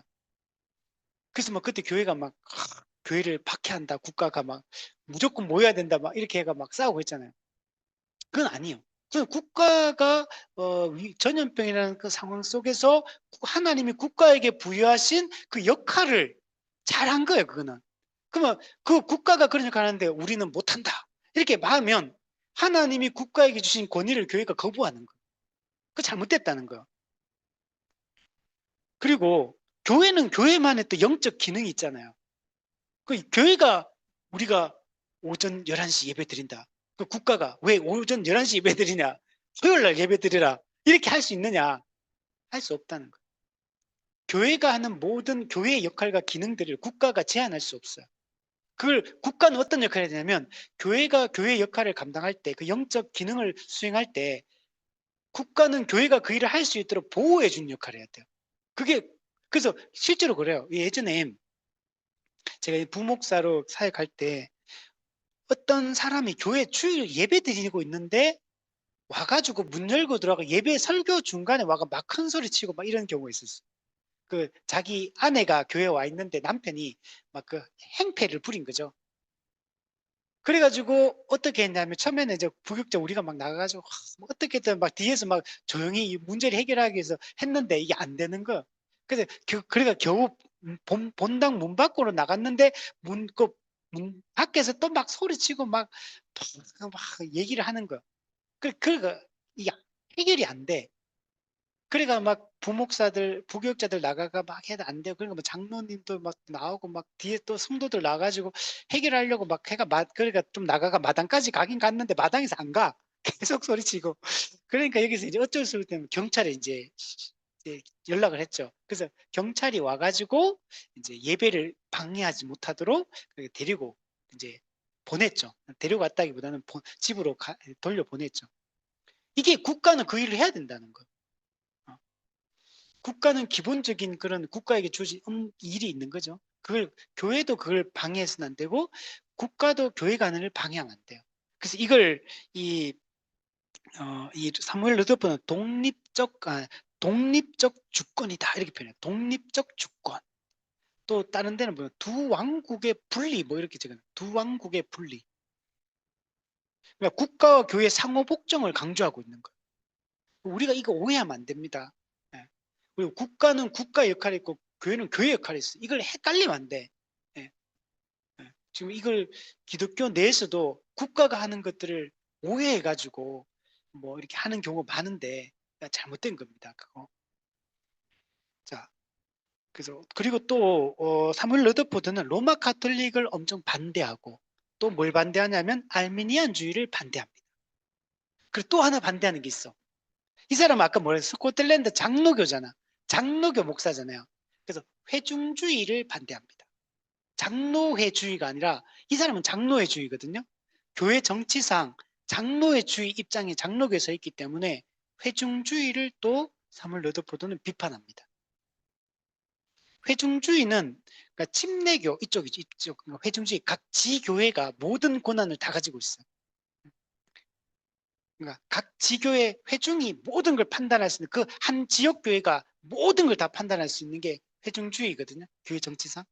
그래서 이렇게 하는 것도 반대를 했습니다. 물론 지금은 이제 우리 개신교 안에 회중주의 정치를 따르고 감독제 정치, 감독 정치 또 우리 대의 정치, 장로교의 대의 정치 이거 다 이렇게 하지만 다 서로 인정하고 지금 하고 있지만 어쨌든 이 당시에는 그랬다. 자, 요게 정통주의 초기 1세대 중요한 루터파와 개혁파 정통주의자들이었다라고 이야기를 할 수 있습니다. 그래서 그래도 이렇게 제가 이걸 고민을 했었어요. 이게 다음 주에 이제 마지막 정통주의 전체의 그 전체를 총정리하는 시간이 있는데 그냥 한꺼번에 이거 그냥 오늘 다 할까 이런 생각을 이게 너무 정통주의 너무 오래 끄는 것 같아가지고 그렇게도 생각을 했는데 근데 이때 아니면 이런 사람들이 무슨 생각을 누군지 어떤 걸 주장했고 어떤 걸 붙들려고 싸웠는지 이게 알 수가 없으니까 다 지나가 버릴 것 같아가지고 정통주의 시대에 어떤 것들을 강조했고 어떤 사상을 가지고 있었고 어떤 싸움을 했는가 이걸 좀 알 필요가 있겠다 싶어가지고 오늘 이 내용을 이렇게 좀 더 제가 자세하게 좀 준비를 한번 해봤습니다. 자, 이제 뒤에는 좀 짧게 할게요. 1640년 이후 즉 정통주의 전성기 때입니다. 이때 절정기, 전성기. 그 1640년부터 1680년까지가 그 엑기스 시대거든. 이때가. 이때 있었던 물론 그 이후 후대까지 세태기까지 합쳐서 이제 여기 있었던 중요한 인물들에 대한 이야기들을 한번 살펴보면 자 우선은 첫 번째로 히스베르트 푸치우스 발음이 어렵네요. 그죠? 일단 푸치우스 우리 생각 푸치우스 이 사람은 네덜란드 개혁교회 목사고 신학자입니다. 그리고 네덜란드 위트레흐트 대학을 설립했던 우리 도르트 신자는 도르트 레흐트거든요. 이거는 위트레흐트에 있는 대학을 설립했던 사람이 이 푸치우스입니다. 이 사람이 이제 위트레흐트 대학의 학장으로 이제 재임을 하게 되는데 이 사람은 유명한 우리 철학자 데카르트 저도 잘 모르는데 데카르트 근대 철학의 아버지다라고 불리우는 이 데카르트하고 이게 푸치우스 사이에 큰 논쟁이 일어납니다. 엄청난 갈등과 대립을 하게 됩니다. 이 푸치우스가 위트레우트 대학의 학장으로 재임할 때 이 데카르트 철학을 이렇게 비판하고 정죄를 합니다. 이게 어떤 내용이냐면 이 푸치우스는 믿음을 따라가는 이해, 그리고 데카르트는 믿음이 없는 이해, 요걸 이제 강조를 했다는 거예요. 그러니까 쉽게 얘기하면 푸치우스는 믿음을 강조를 하는 거예요. 인간의 이성, 인간의 이해, 이걸 할 때 믿음을 따라가는 이해, 따라가는 이성이어야 된다. 이걸 강조하는 반면에 데카르트는 믿음은 필요 없고 그냥 인간의 이성과 인간의 이해, 이런 것들을 강조를 하는 거예요. 이 데카르트 유명한 사람이죠. 우리 그 유명한 말이 있잖아요. 그죠? 나는 생각한다, 고로 존재한다. 이 말을 했던 사람이 근대 철학의 아버지. 그래서 데카르트는 인간의 이성을 강조합니다. 이성의 자율성을 강조해요. 왜냐면 이게 당연해요. 이 중세 시대를 지나고 나서 유럽이 이 합리주의 시대, 그리고 계몽주의 시대, 이렇게 인문주의 시대 이렇게 흘러가거든요. 그러니까 당연히 이제 인간의 신의 계시, 하나님보다는 인간, 그리고 하나님의 계시보다는 인간의 이성을 중요하는 이런 시대로 진입을 했어. 그러다 보니까 이런 사상을 펼치게 되는 거죠. 어, 그리고 근대 철학의 아버지니까 이런 것들에 대해서 더더욱 또 이런 것들을 집대성하고 또 강조했던 인물이 이 데카르트인 거죠. 그러니까 이게 푸치우스 입장, 신앙을 가진 입장에서는 이 데카르트의 이런 가르침들을 동의하기가 어려운 겁니다. 그래서 대표적으로 이런 얘기를 해요. 데카르트는 좀 전에 얘기했듯이 이성의 자율성을 강조한다는 얘기는 인간 이성이 선하다고 보는 거, 인간 이성의 가능성을 보는 거. 근데 이 정통 개혁파 신학을 가지고 있는 이 푸치우스 입장에서는 인간은 전적으로 타락했고 부패했기 때문에 인간의 이성은 죄와 오류로 가득 차 있는 게 인간 이성이다. 이렇게 본 거예요. 우리 개혁파 신학을 따라 본 거죠. 그러니까 푸치우스 입장에서는 데카르트의 이런 사상을 우리가 절대로 받아들일 수 없는, 오늘날 우리도 마찬가지죠. 인간의 이성을, 자율성을 강조하는 거, 인간 이성은 중요하지. 그러나 인간 이성이 모든 게 가능하고 선을 선택할 수 있는 능력이 있는 건 아니거든. 타락한 존재고 이성도 부패하고 변질돼 있는데 이런 부분들을 부정하기 때문에, 그래서 부치우스는 이걸 강조를 합니다. 그리고 그러니까 인간의 이성으로 어떤 진리에 도달할 수 있다고 보는 거예요, 이 사람들은. 이런, 그죠? 진리를 알 수 있고, 진리를 포착할 수 있고, 진리를 믿을 수 있고, 진리를 붙들 수 있다. 이제 이렇게 생각을 하는데, 근데 이 기독교는 그렇게 보지 않는 거죠. 그래서 푸치우스는 진리는 오직 하나님의 계시로만 우리가 알 수 있다. 계시, 특별 계시, 하나님의 진리의 말씀, 이걸로만 우리가 진리를 알 수 있다. 이제 이런 것 때문에 이 데카르트와 푸치우스가 먼저 공격을 했어요. 푸치우스가 정죄하고 비판하니까 여기에 또 반박하고 이렇게 다툼이 일어나게 된 겁니다. 푸치우스는 신학을 강조합니다. 일반 학문에서는 신학이 점점 자리를 잃어가고 있는 시대거든요. 지금은 어때요? 요즘엔 신학을 학문으로 쳐주긴 하는지 모르겠어요. 그죠? 신학은 뭐 철학, 심리학, 그죠? 복지, 뭐 이런 거, 뭐 경영학, 뭐 이런 거 하고 신학, 그럼 일반 사람들이 신학, 신학이라는 학문 또 이렇게 뭐 전문성을 가진 어떤, 이렇게 생각하나요? 하긴 하나요? 네. 근데 별 의미는 제가 볼 때는 안 두지 않을까. 그죠? 신학을 안 믿는 사람들이 신학의 어떤 가치를 인정할까? 저는 그냥 학문으로서 물론 이제 하나의 학문으로 인정을 하긴 하겠지만, 그냥 한 분야로서 인정할지 몰라도 이걸 중요하게 여기고 가치 있게 여기고 그럴까라는 생각이 들어요. 신학은 되게 지금 천덕꾸러기처럼 되게 밀려나 있지 않는가, 이런 생각이 듭니다. 그래서 우리 TV에 보면 어떤 윤리적 문제, 어떤 가치 판단의 문제가 나올 때 한 번씩 신학자들이 어쩌다 한번 나올 때가 있더라고. 토론회라든지 일반 어떤 신문이나 뭐 방송 이런 데 보면. 근데 그러니까 어떤 이런 문제에 있어서 신학자들을 부르지 않는다는 거예요. 뉴스 이런 데 신학자 불러가 막 의견을 물어보고 하든가요? 가치 업계에서는 전 생각하는 거 아닌가. 어쩌다 한 번씩 나오긴 나오지만 제가 볼 때 거의 나오지 않아요. 뭐 낙태 문제, 뭐 동성애 문제, 어떤 이런 윤리적 판단 문제에서 어쩌다 한 번씩. 그 외에는 근데 기독교라는 게 어떤 그런 문제와 관련된 거. 기독교는 성경의 충족성, 충분성. 이 땅에 일어나는 모든 인간 삶의 모든 문제에 대해서 답을 주고 있는 게 성경이고, 그래서 우리는 그 이제 그 모든 문제에 대한 우리는 신학적 입장을 이야기할 수 있는데, 근데 그런데 이제 얘기를 부르지 않는다. 그러니까 중요한 전문가로 이걸 이제 생각하지 않는다는 생각이 드는 거죠. 근데 이 부치우스는 신학이 모든 학문의 여왕이다. 우리는 정말 저는 그렇게 생각하거든요. 저는 신학이 모든 학문의 여왕이라고 저도 생각해요. 신학 아니고는 이 땅에 일어나는 모든 문제를 설명할 수 있는 방법이 없다. 철학이 그걸 담아낼 수 있냐? 철학은 그냥 인간학이잖아요. 그냥 인간에 대한 그냥 학문에 불과한 거예요. 근데 신학은 모든 걸 다 담고 있거든. 모든 걸 다 설명할 수 있는 이 체계거든요. 그 신학이 모든 학문의 여왕이라고 부지어서는 정말 이 당시에는 더더욱더 이런 생각을 가졌죠.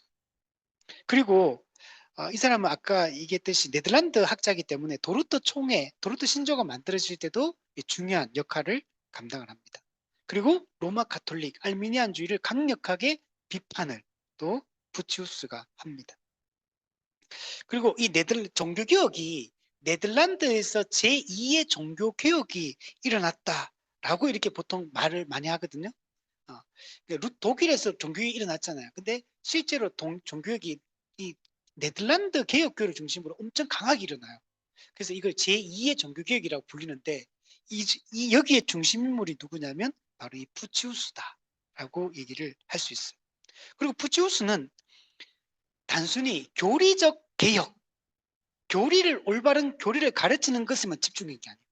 교리적 개혁도 강조했지만 또 강조했던 게 뭐냐면 생활의 개혁, 삶의 개혁, 여기까지 강조를 합니다. 물론 이거는 개혁파 정통주의 자체가 이렇게 강조합니다. 근데 이걸 더 이제 강조를 많이 합니다. 그리고 이 부치우스가 쓴 유명한 책이 영적 침체라는 책, 영적 침체.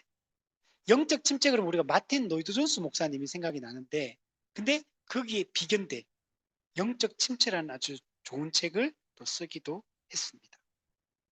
자, 그리고 요한 코케이우스, 네덜란드 레이든 대학의 대표적 학자고 언약신학의 아버지, 언약신학의 완성자라고 할 수 있습니다. 코케이우스. 근데 위에 있는 이 푸치우스와 코케이우스는 같은 개혁파 신학자고 네덜란드 같은 개혁파 신학자인데 어떤 지점에서는 코케이우스하고 푸치우스가 조금 생각이 달라서 이 두 사람이 약간 라이벌처럼 이렇게 논쟁도 하고 이렇게 되게 그런 관계였다라고 얘기를 합니다. 코케이우스는 가장 중요한 게 언약 신학을 완성했다. 이게 중요해요. 언약 신학의 아버지. 그래서 행위 언약, 구약은 최초의 그 언약은 행위 언약. 그리고 인간이 행위 언약을 깨뜨렸기 때문에 은혜 언약이 주어졌다. 그래서 이 행위 언약과 은혜 언약 이걸 강조를 합니다. 이 코케이우스는 아까 얘기했던 윌리엄 에임스 있었잖아요. 이 사람이 제자입니다. 윌리엄 에임스가 영국에 있다가 네덜란드 갔다 했잖아요. 거기 가서 이 코케이우스에게 영향을 많이 미칩니다. 그리고 이 코케이우스 윌리엄 에임스의 언약 신학의 영향을 받아서 언약 신학을 완성했다라고 얘기할 수 있어요. 이 코케이우스는 이런 얘기예요. 구약에서도 그리스도를 발견할 수 있다. 신약에서만 발견할 수 있는 게 아니라 구약에서도 그리스도를 발견할 수 있다. 그러면서 하는 말이 구약은 뭐냐? 그림자다. 모형이다. 예표다. 신약은 그 실체다. 그리스도가 바로 그 모형, 그림자의 실체가 그리스도다. 요 얘기를 합니다. 그래서 구약과 신약을 어떤 관점으로 봐야 되냐?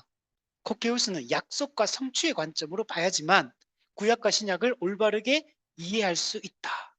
지금 우리가 공부하고 배우는 이 언약 신학을 그대로 지금 다 얘기하고 있는 거예요. 언약 사상이 진짜 중요하거든요. 그리고 이 코케우스는 푸치우스하고 안식일 논쟁을 하는데 그 중에 하나가 안식일 논쟁을 하는데 푸치우스는 뭐라고 주장하냐면 구약의 안식일과 신약의 주일은 똑같다 이렇게 주장해요.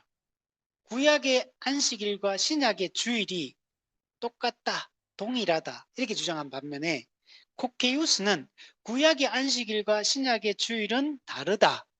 왜? 언약 신학의 입장에서 봤을 때 모형과 실체의 관계로서 이제 얘기를 하려고 했던 거죠. 그래서 이런 것 때문에 부치우스와 코케우스가 안식일 논쟁을 합니다. 그리고 요 코케우스가 성경의 구속사적 해석을 중시합니다. 왜냐면 당연하겠죠. 지금 여기서 뭘 강조합니까? 언약을 강조하잖아요. 약속과 성취의 관점으로 이해하죠. 구약에서도 그 그리스도가 그 희미하지만 구약에도 드러나잖아요. 그리고 실제신 그리스도 신약에 오셔서 그 언약을 완성하시겠잖아요. 그래서 이 구속사적 해석, 그리스도 중심적 해석 이런 것들을 성경은 해야 된다. 언약, 구속사 즉 관점에서 구약을 이해해야 된다. 지금 우리가 가르치는 건 똑같은 거. 이게 정말 성경 해석하기 중요하거든요. 이 언약과 구속사에 대한 이해가 없으면 사실은 설명이 불가능합니다, 사실. 근데 이런 것들을 이 요한 코케우스가 이런 것들을 많이 강조를 했습니다. 그리고 율법은 그리스도의 구속사역을 준비하는 역할이다. 맞죠? 율법은 그리스도의 구속사역을 준비하죠. 그리스도께 인도하는 그 몽학 선생의 역할을 하죠. 그리고 복음은 율법을 폐지하는 게 아니다. 율법을 완성하는 것이 율법을 폐지하는 게 아니다. 이런 얘기도 합니다. 그러니까 이 언약 신학의 관점, 구속사적 관점에서 이 코케우스는 성경을 아주 바르게 이해를 했던 사람이다. 자, 그리고 토마스 구딘, 청교도 신학자. 그 이 사람은 나중에 그 의회가 영국 의회가 뭐죠? 그 옥스퍼드 대학교 학장으로 이제 임명을 합니다. 그게 옥스퍼드 대학교 학장으로 되고 또 정부의 탄압에 저항해야 된다 이런 생각을 가졌어요. 정부, 국교회가 청교도를 핍박하고 박해했잖아요. 거기에 잘못된 것에 대해서 저항해야 된다 이런 생각을 가지고 있었고 특히 이 그 토마스 구딘 같은 경우는 웨스트민스터 총회에서 웨스트민스터 신앙 고백서 이런 표준 문서가 만들어질 때 정말 많은 기여를 했던 사람이 이 토마스 구딘입니다.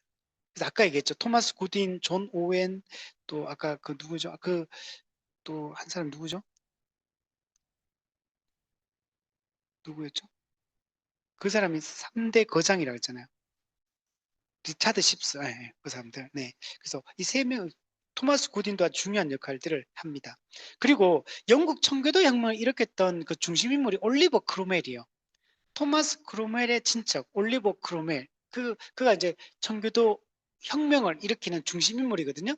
이 토마스 구딘 같은 경우는 이 올리버 크로멜의 개인 목사다. 이렇게 말할 정도로, 아, 올리버 크로멜의 어떤 그런 정신적 지주, 가르치는 어떤 스승의 역할을 이 토마스 구딘이 했다라고 이야기를 할 수 있습니다. 자, 그리고 리차드 백스트. 토마스 구딘은 그리고 회중주의자입니다. 회중교회주의자. 리차드 백스트는 영국의 청교도죠. 우리 지난주도 제가 얘기했죠. 이 사람이 14살에 회심합니다. 중학교 1학년 때 회심을 하고 키드민스터 교회에서 13년을 사역합니다. 이 당시 영국 교회는 영국 국교회가 장악하고 있잖아요. 근데 여기서 그 영국 국교회는 당시에 그 토마스 크랜머가 쓴 성공의 기도서, 공동 기도서 이게 이제 예배 드릴 때 중요한 역할을 했거든요. 여기 예배와 관련된 모든 게 기록되어 있거든요. 근데 리차드 백스트는 그 성공의 그 공동 기도서를 읽지 않았어요. 이걸 거부합니다. 이게 쉬운 일이 아니잖아요. 이게 자기 그 당시엔 죽을 수 있는 거거든요. 근데 이때 누구냐면 청교도 2,000명의 목사들이 함께 리차드 백스도 함께 이 성공의 기도서로 예배 드리는 걸 우리는 반대한다. 그래서 그걸 읽지 않고 그걸 반대합니다. 그래서 핍박을 받는 거예요. 그리고 이제 리차드 백스는 조금 이제 그 좋은 책들도 많이 쓰긴 했는데 한 가지 이 사람이 좀 문제가 되는 게 있는데 뭐냐면 우리는 오직 믿음으로 구원받는다. 믿음에 의한 구원이 강조되잖아요. 즉 믿음에 의한 구원은 은혜에 의한 구원, 하나님의 주권적 은혜에 의한 구원이 강조되는 개념인데 리차드 백스는 뭘 강조하냐면 믿음과 회개가 중요하다. 그래서 우리가 인간 입장에서 하는 회개, 우리가 믿고 우리가 회개하고 이것이 구원받는 데 중요하다. 이런 얘기를 해요. 그럼 요거는 오해의 소지가 너무 많은 거야. 인간의 전적인 은혜, 오직 믿음, 오직 은혜에 의한 구원 느낌보다는 약간 로마 카톨릭 같은 거, 알미니안주의 같은 거. 우리가 뭔가를 믿어야 되고 우리가 회개해야 되고 그러면 구원이 이루어지는 것처럼 이게 오해의 소지가 있죠. 그러게 되면 오직 믿음이라는 이 교리가 약화될 수밖에 없어요. 그래서 리차드 백스는 이 문제가 조금 문제가 있고, 또 하나는 우리 칼빈주의 5대 교리의 제한 속죄를 얘기했죠. 예수님은 모든 사람을 위해 죽으셨느냐, 아니면 택한 자들을 위해 죽으셨느냐. 제한 속죄, 택한 자를 위해 죽으셨다. 이게 이제 도르트 신조의 핵심 사상인데, 근데 이 리차드 백스는 보편 속죄, 알미니안주의자들이 했던 보편주의 속죄처럼 이야기를 합니다. 물론 그러나 이제 이런 했다고 이 사람이 잘못된 건 아니에요. 되게 올바른 분이에요. 되게 좋은 분이고. 자, 그리고 기독교인의 직업 윤리를 강조합니다. 그래서 리차드 백스의 책을 읽어보면 되게 오늘날 읽어도 전혀 무리가 없는 내용들을 얘기를 해요, 이 사람. 그러니까 옛날 책 읽는 느낌이 아니고 오늘 우리 시대의 문제들에 대해서 그 당시에도 동일한 문제들이 있었구나. 물론 상황은 다르겠지만. 그래서 제가 리차드 백스 책을 읽을 때만 느낀 게 오늘날 우리가 가진 문제점에 대해서 우리가 고민하는 어떤 지점들을 그 책에서 이미 다 해줘요. 그리고 야, 이게 이 사람은 되게 실제적이구나. 그 되게 현실적인 얘기들을 많이 하는구나. 그리고 실제로 우리가 기독교인들이 이 땅을 살아갈 때 느끼는 그런 것들에 대해서 좀 되게 민감하게 그런 주제들에 대해서 얘기하는구나. 이런 생각이 제가 참목자상 읽으면서 이걸 많이 느꼈어요. 이런 내용들이 많이 나와요. 목회자 입장에서 물론 썼지만. 자, 그리고 이 사람도 아까 전에 그 윌리엄 퍼킨스처럼 부자가 되려는 욕망을 지어야 된다. 그래서 그리고 또 이게 과소비 이런 거 되게 미워합니다. 과소비하면 안 된다. 이런 거 강조를 많이 해요.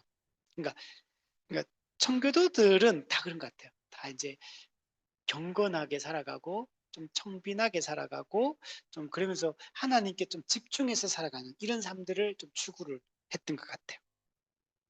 자, 그리고 밑에 보면 존 오웬, 네, 존 오웬, 그 영국의 청교도고 그리고 회중교회 주의자 이 사람 토마스 굿인과 함께 회중교회 신앙 고백인 사보이 선언을 작성했던 사람입니다.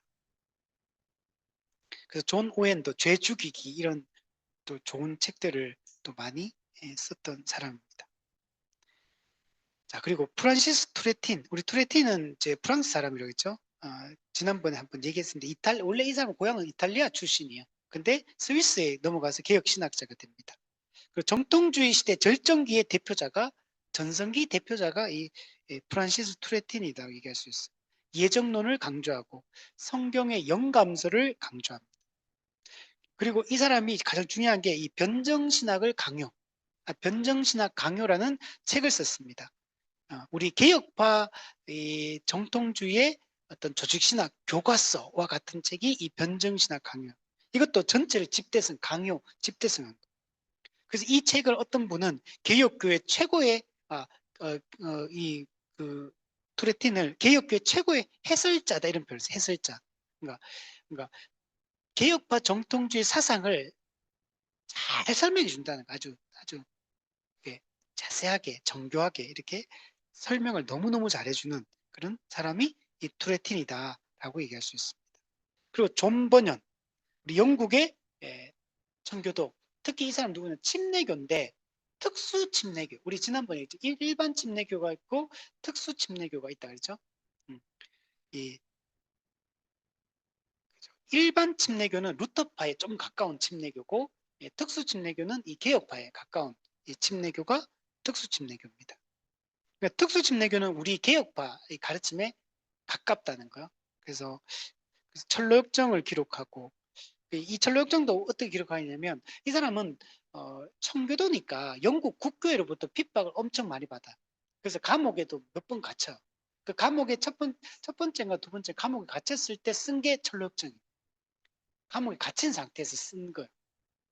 그리고 그뿐만 아니라 죄인의 괴수에게 넘치는 은혜라는 책도 썼고, 거룩한 전쟁 이 책도 쓰고, 적그리스도와 그의 멸망 이런 책도 쓰고, 존 버년이 청교도 목회자로서 국교회부터 박해받았고, 그러나 끝까지 그 개혁신학을 붙들고 이런 좋은 책들을 쓰고 또 목회를 또 합니다. 되게 박해를 엄청 많이 받아요. 존 버년 고생을 진짜 많이 한 사람이 이 사람.